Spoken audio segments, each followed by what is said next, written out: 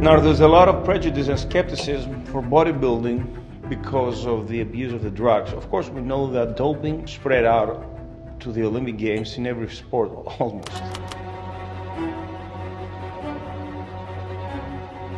Sometimes it's really so obvious, the massive abuse that has been extensively happening to bodybuilding, and of course the death that come out of it.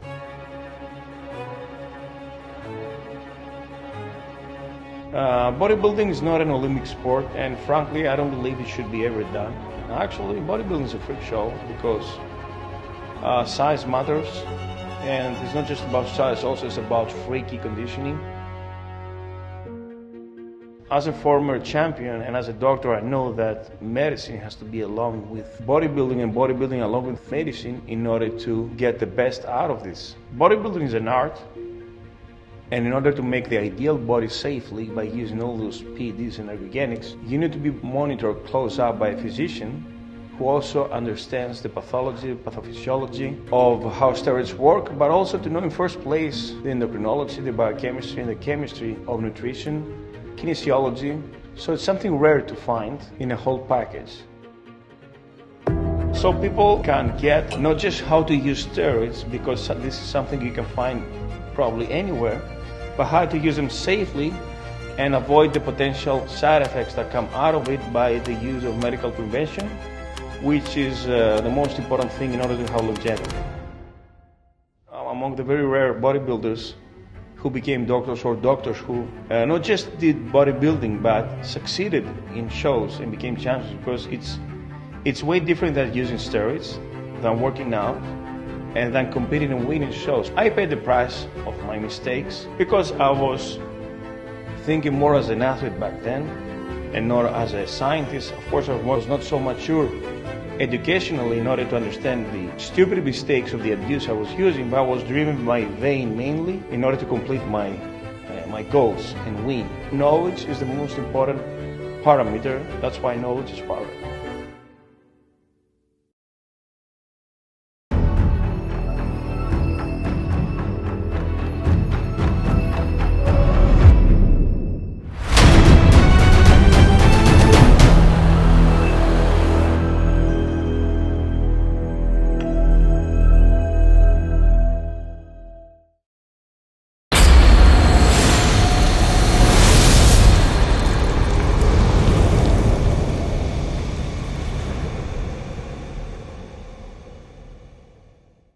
Hey everybody, welcome to Ask Dr. Testosterone, starring Dr. George Toulianos, brought to you by his book, The Bible of Bodybuilding, everything you need to know in there.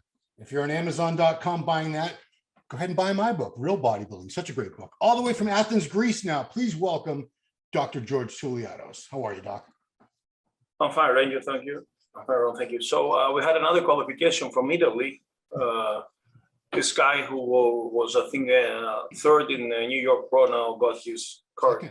Second in Orlando and second in New York. So Andrea Priesti, something like that. Andrea Priesti. Yeah. Priesti, yes.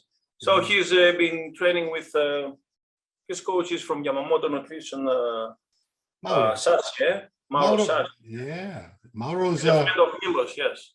Do you, the two names I always hear for coaches in Europe are Mauro Sassi and Patrick Tuor. Any other, who are the other big names that you hear about that are coach? No, of course Milos, but Milos has moved to the States, but I don't find anybody else rather than them. Yeah. But as a matter of fact, it was a European show in Portugal, I mean, the NPC moves also to Portugal, and I guess it was a chance for the Europeans to earn the card. So my favorite clancer was third. Yeah. So I guess now Peter will battle for another win or perhaps collect some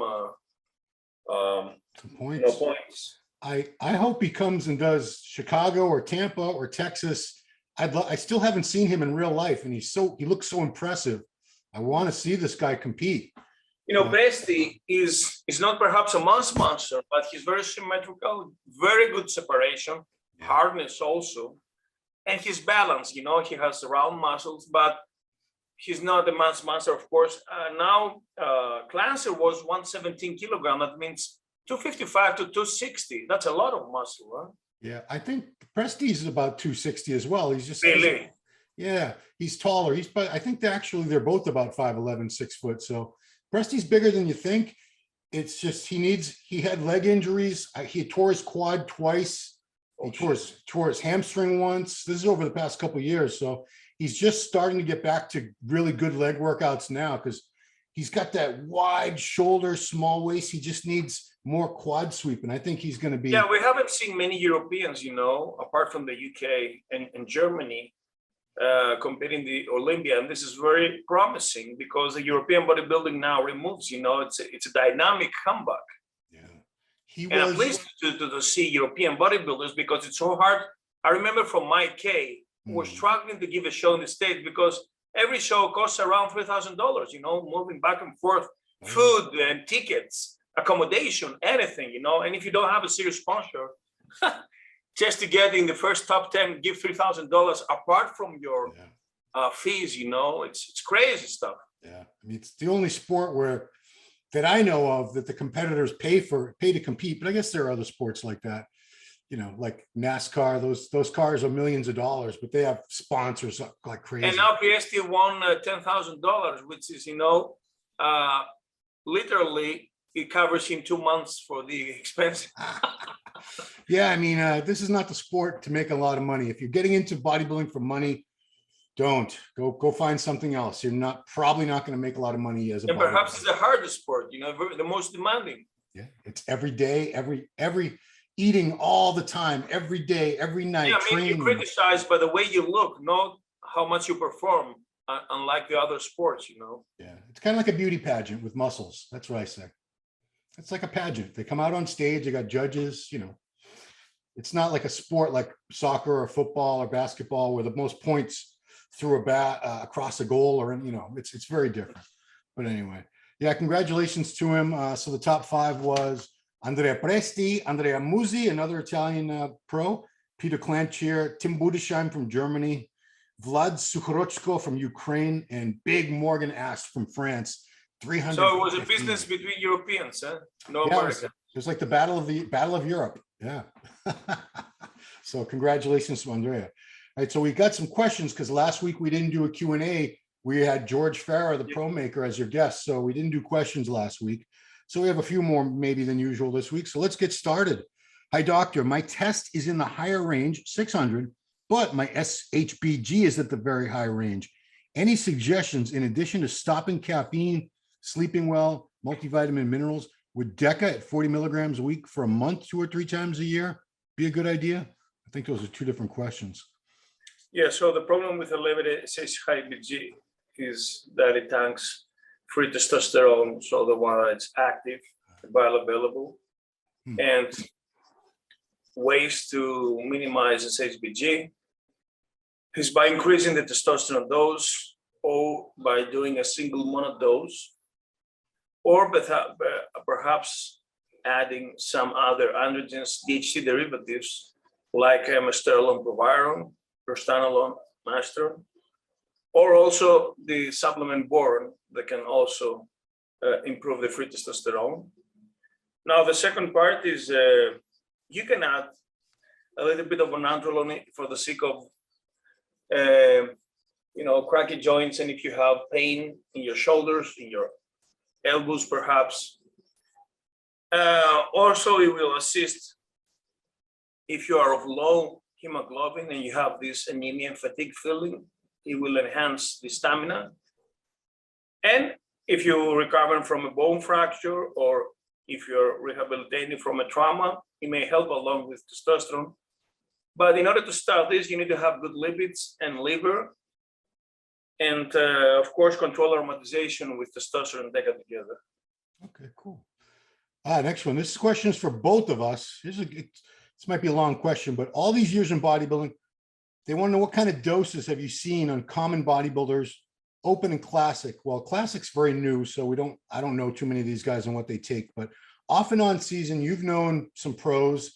What are like typical gram totals that you see off season and contest prep for these guys? Well, I've seen all, I've seen extremities from people that perhaps they lack of genetics or they're more lazy, are very daredevils, you know, or they're not aware of the potential risks, so they're like kamikaze, you know. Yeah. And the younger you are, the more dumb you are, you know, and perhaps you have more self-esteem, but it's based on the lack of knowledge and ignorance, but also the fearless feeling of the youngsters. Yeah. Okay, I mean, off-season, 1 gram of testosterone is something classic, perhaps not quite rare. Yeah. Off-season deca 600 is something also regular. Yeah. Trenbolone 400 is also something casual. Dianabol 50 to 100 a day. Also oxymethylone 50, also 100 a day. You know, things like that. Now G8 around 4 to 8. It depends on the level. Assume now, perhaps now, allegedly, the classic physique, I was also asked in another interview, they shouldn't push the gear too much in the off-season because they're moving to the other class, to the open up, because they add a lot of muscle and it will be harder reaching the weight limit. Mm-hmm. But when it comes to become grainy during the cutting phase, I believe they push it when they have to use the hard androgens in order to harden up and become grainy, you know, like hollow. Like train perhaps to retain the muscle, or adding more cutting drugs in order to preserve the muscle as long as they are very close to the weight limit, you know? Yeah. Yeah. So like a pre-contest, you know, what that's typically when most bodybuilders use more. So like a pro, you've known some pros, don't say the names, but like say the last 8 to 12 weeks before a pro show, how high might the gram total go for some of these guys? Now, a former Mr. Olympia revealed an alleged dose about an Arnold Classic champion, but I don't believe this is true. 12 oxymethylone a day, this is crazy. Ooh, wow. Or an Olympia runner-up was using 4 grams of sustanon per week. That's a lot, of course, because imagine if you're using 4 grams for one drug, then where less space you have to inject something else. Yeah. I mean, that topic has come up because sometimes these guys, they're delts, like Hadi Chupan, people criticize them of putting synthol in there, but I think synthol is something artificial. It's not a drug. And if you are, frankly, if you are a pro, you're allowed to do anything you like. True, but I'm saying I don't think it's synthol with a lot of these guys. I think because, like you said, it's grams and grams of gear. Where's it going to go? You got to put it somewhere. It's like can't go all on your glutes. Also, my first mentor in 1999, 22 years ago, 23, told me that back then Ronnie was using 1 gram of testosterone a day. That was crazy. Wow. Yeah, it was crazy. I mean, 7 grams per week. Seriously. 4 ml of testosterone every day. Where? I don't believe it. I don't believe that. These are allegations, you know. I mean, rumors. Ronnie Coleman. I mean, nobody needs 7 grams of testosterone a week. Nobody. I don't care who you are. You know, especially someone as genetically gifted as Ronnie. I doubt he would need. But we have to admit that Ronnie, the turning point of Ronnie was when Flex revealed the secrets. And you start taking vitamins, you know? Yeah. So the turning point for Ronnie was to use what the others were using because he had the genetics, he had the perfect structure, beautiful. Yeah. That took him to the 7th place, but he needed to step further, you know? Yeah. To become equal with the others. But this, of course, gave him the lead afterwards. Yeah. I mean, he was natural for the first, I think, 3 or 4 years as a pro. He was natural, and he was still doing okay. I mean, would you take an oath if somebody asked you in 1995 that Ronnie is going to do the legacy of 8 Olympia? Would you believe that? I saw him in 1995 at the Arnold Classic. Everyone used to go to that. There was a World Gym that used to be a bank. It was downtown Columbus, and I saw him squatting like 5 plates like it was nothing. And I said, "Who's this guy?" And someone said, that's a pro, Ronnie Coleman. I go, oh yeah, I've heard of him. He's okay. But I think he was just starting to go on gear then. He was just starting to get huge. But before that, he was like, he wasn't. Just another guy. It's the B-level, second call-out guy, He's okay. 6th place, 8th place, something like that. Nothing special. All right. We got a lot of good questions. Training questions. Doctor, what do you think about drop sets? Good or bad? Yes, now drop sets, we usually use them during depletion phase, cutting phase. And you drop the plates or you drop the weights in the dumbbells and you leave just 10 seconds. Now, this may sound very light, going to very light, and then you don't have the energy, but actually increase intensity out of lactate production. And we know that lactate is linked to growth, elevation in the anabolic hormones, testosterone growth hormone. Because I've tried the typing down, from, let's say, all the plates, then -2, -2, -2. I was doing eventually 10 sets, but in the final, I couldn't move 2 or 3 plates, but I was so jacked, and filled up with blood. And it's also very good for blood supply, of course. Yeah. All right. The only thing I want to caution people is don't do tons and tons of drop sets, because they can be very, very beneficial if you use them sparingly. Don't do them like on every exercise. Yeah, I believe not off season. They're not so effective off season. No reason to do that. Yeah. For glycogen depletion, perhaps, or a very good pump, but you're not going to grow on, on drop sets better than doing a superset, Yeah. Or a giant set like Milos, 10 exercises in a row. Wow. Yeah. I mean, drop sets have been around forever. And I think people just also Arnold describes drop set in his encyclopedia as a perfect example during us approaching to the contest. Yeah. Some people like to do a lot more intensity boosting techniques, supersets and drop sets while they're in prep, which I would want to do more of those in the off season when I'm eating more and doing less cardio. The rest and pose also. Yeah, rest and pose. All right, we got more training questions up ahead. So let me get to the next regular question. George, I'd like to hear what you think about beef protein isolate shakes. A few years ago, many people said beef protein isolate shakes were a total waste of money, but I'm not so sure about that. Waste of money in what aspect? I mean, a couple of years ago, I heard that Patrick Arnold believed that the quality of the beef protein is not, let's say, it's not the fillet that you eat. It's perhaps the chops and the tendons and the bones and the second quality of beef. What I know is that it does not have a very good, does not dissolve very good, and it forms that kind of bolus like when you have the casein, okay? So it's slowly that digests. It's not a perfect thing to eat right after your workout. That's why better to have a blend of protein with chicken, like the red corn has, with also beef, with albumin, but not whey. That means like a meal replacement that slowly digests. Also, the rich piano has another blend of protein. So anything apart from whey, so it's slowly digested as a meal. Yeah. Okay.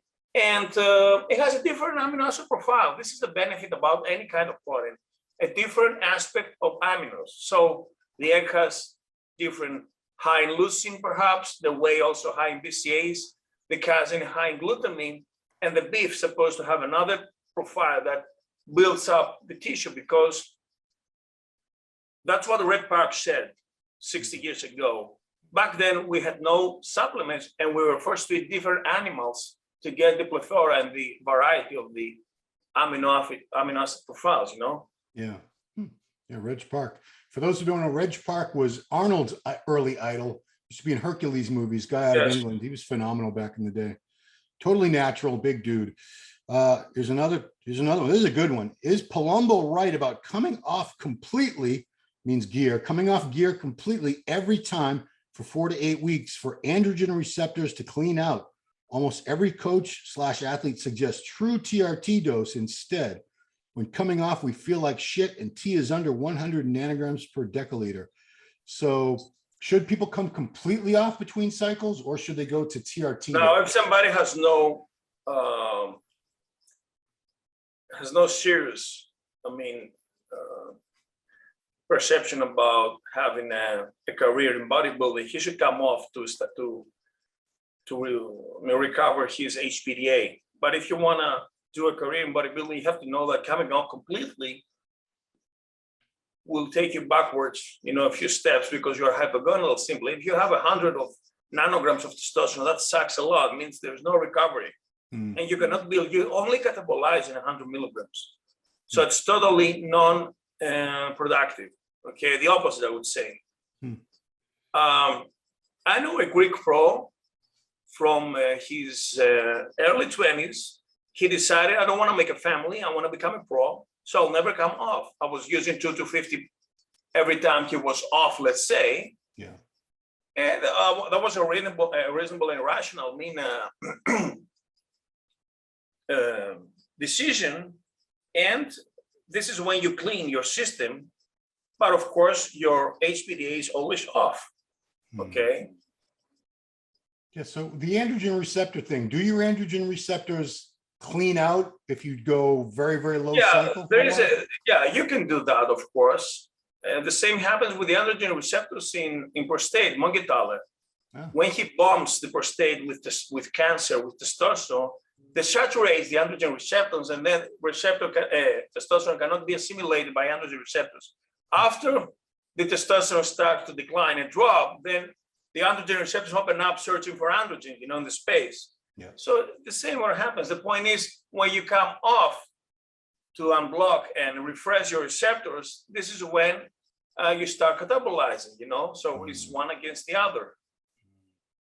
Yeah. See, it's a tough decision, because either you're going to get catabolic and lose a bunch of your gains, but maybe when you come back on the gear, your body will respond better to the gear because you haven't been on anything at all. Like the insulin sensitivity. Yes. Yeah. So it's a tough call. There really doesn't seem like there's a right answer there. It's just a personal choice. After a while, you don't assimilate the same drug, It's like spilling on water. You told me that. I think George Farah said that once upon a time. Yeah. That it's useless adding more and more because it's not used, it's not utilized. This is a great one. Worst PED experience you ever had? Any PEDs you will never touch again in your life? Yes, the worst experience I had were with two drugs, the Trembolone and the Clenbuterol. So during my last preparation it was August 2013. I started injecting Trembolone. It was very dense, 200 milligrams in 1 ml. So at 200 milligrams, it was okay. But afterwards, the 1 ml, I wanted to go to 1.5 or 300. Oh man, I start coughing for 5 minutes, choking completely. I opened up the ventilator and I started gasping for air. I thought I was going to die. Seriously. Ooh, wow. They're going to find me dead. Yeah, it was horrible. The coughing couldn't stop for 5 minutes. I thought I was going to spit blood. The other one was, I think I took totally 10 Clenbuterol pills a day for a day. So it was 200 micrograms. Man, I couldn't sleep with a pillow. So I had to sleep at 45 degrees because I thought my head was going to explode. It was horrible. Man. Nasty cervical pain, but also temporal pain, And I could touch my arteries over here. Yeah. Shit, man, I never touched those drugs for many, many years. Yeah. So I could say the one drug I would never touch again is T400, the 400 milligrams per milliliter testosterone.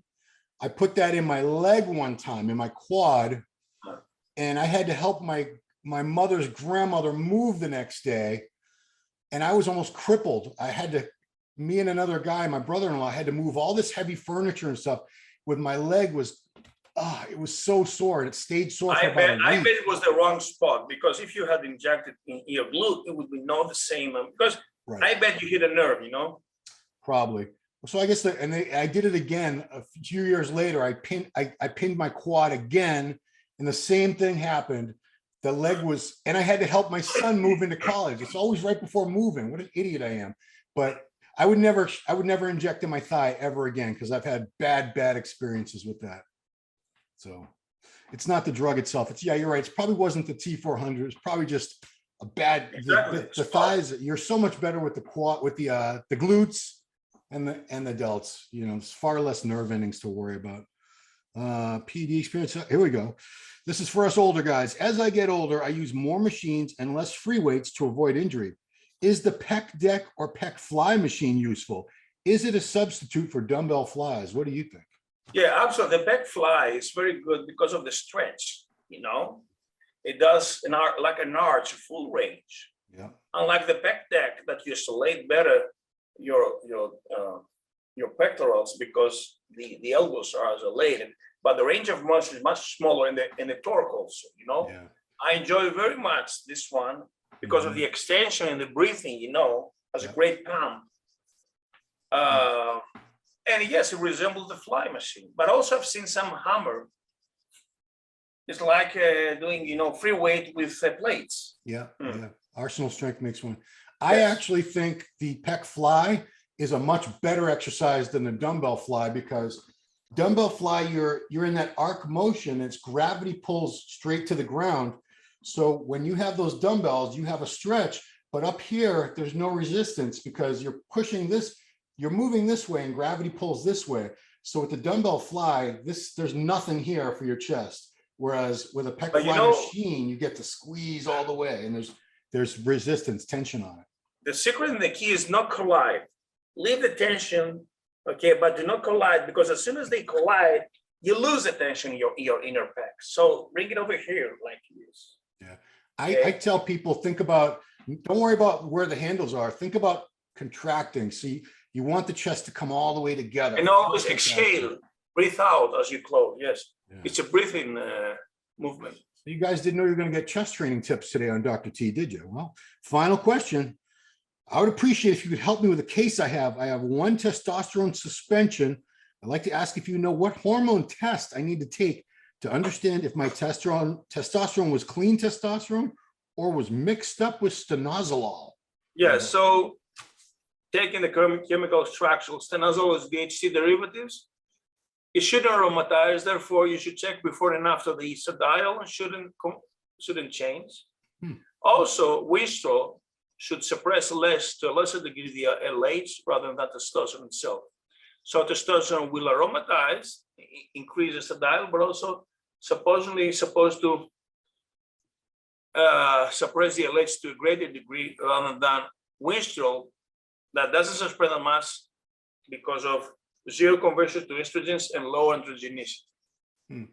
Have you ever heard? But also it's more painful, the testosterone, very painful. I've never heard of Winstrol being mixed in with testosterone. Have you? No, but listen, I mean, it costs more. I remember one vial of stanozolol could cost $5-6, so 50 milligrams. Yeah. Testosterone is much cheaper compound. Right. So, man, I mean, if you're getting Winstrol mixed in with your testosterone, you're getting a great deal. I wouldn't be worried about it. But suspension, I haven't even seen suspension. But suspension can aromatize, you know? Yeah. I don't even see test suspension anymore. Do you still see people using that? No, it was actually the very first testosterone, but they use it the day of the show. Okay. Yeah, I just remember, I never used it, but I remember injecting somebody had me do a shot for them in their shoulder, and it was so painful, he was almost crying. And this is a big dude, but it was a lot of pain. That's all the questions we have, Doctor, this week. Man, great show. Congratulations to Andrea Presti. We got another show coming up next weekend in Vancouver. Ian Valliere is supposed to be in that one. So very exciting. Anyway, guys, if you have questions for next week, please leave them in the comments below.